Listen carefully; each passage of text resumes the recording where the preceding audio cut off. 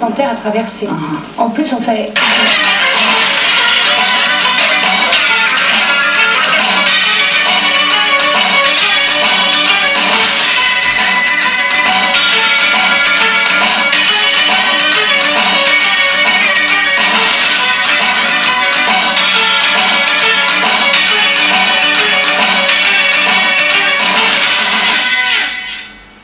Bonjour à tous, bienvenue sur le plateau d'Accentonique. Acsentonique, c'est votre tout nouveau magazine de l'éducation en Nouvelle-Calédonie.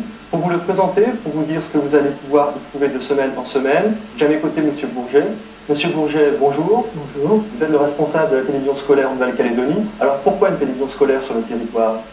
Eh bien, une télévision scolaire pour offrir aux enseignants et aux élèves de ce territoire des outils pédagogiques complémentaires, également des espaces de réflexion et de communication nouveaux, que ce soit sur des sujets didactiques ou bien des grands problèmes concernant l'éducation en général.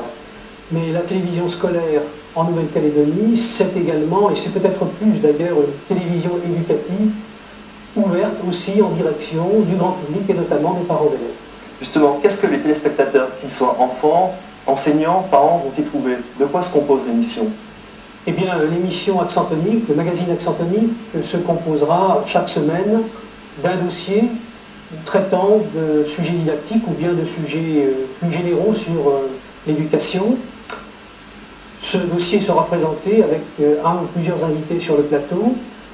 Le reste du magazine sera, lui, composé de petits documents, de petits clips vidéo, proposant aussi bien de courts sujets didactiques que des sujets d'information intéressant l'ensemble du public en général et bien sûr le public scolaire. Et comment est-ce que les gens vont pouvoir en tirer profit? Et vous, comment allez-vous mesurer l'impact du magazine sur le public? Je dirais que pour en tirer profit, il faut d'abord bien sûr que le public en général regarde ces émissions et puis émette un certain nombre de remarques sur ces émissions. Ces remarques, elles seront transmises bien sûr par le réseau des établissements scolaires que nous avons déjà sollicité pour participer à la production, à la préparation d'émissions.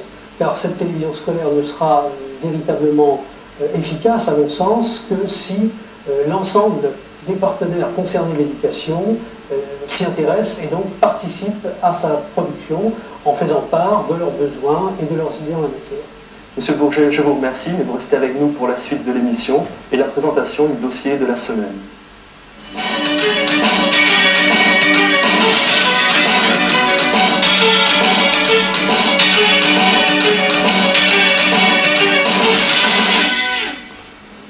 Ce premier dossier consacré au PEI, le programme d'enrichissement instrumental mis en place à la rentrée 90 dans les collèges du territoire. Monsieur Jean-Marc Marta, bonjour. Bonjour. Vous êtes enseignant à Koumak, vous donnerez des explications sur le PEI après la présentation du document réalisé par l'équipe de la PSNC.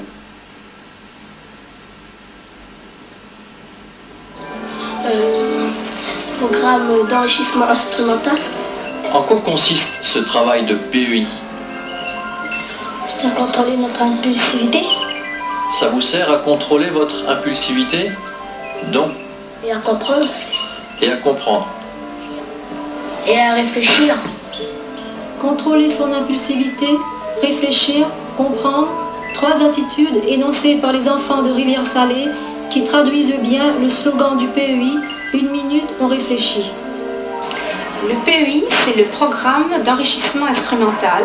C'est une méthode, disons, de raisonnement logique qu'on utilise en métropole depuis 1983. C'est une méthode qui est basée sur les théories de la modifiabilité cognitive, c'est-à-dire le fait que les gens puissent être modifiables, quel que soit leur niveau cognitif, quel que soit leur âge. Et sur les théories de la médiation, c'est-à-dire le fait qu'un individu, pour pouvoir répondre aux stimuli de la vie, peut être soit en contact direct, soit en contact par l'intermédiaire d'un autre organisme humain. Les séquences du programme d'enrichissement instrumental sont proposées depuis la rentrée scolaire de mars 90 aux enfants des collèges de Nouvelle-Calédonie.